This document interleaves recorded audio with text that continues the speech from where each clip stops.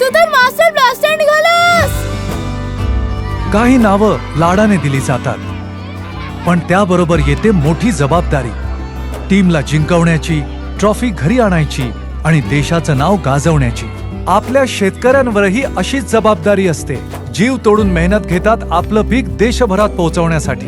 सचिन भाऊ, म्हणूनच तर आम्ही पिकाचं एवढं रक्षण करतो. पण चांगल्या पिकाला पोषणही हवं आणि त्यासाठी मास्टर ब्लास्टरला बोलवायला हवं. अहो ते तर तुम्ही. पिकाचा मास्टर ब्लास्टर SML.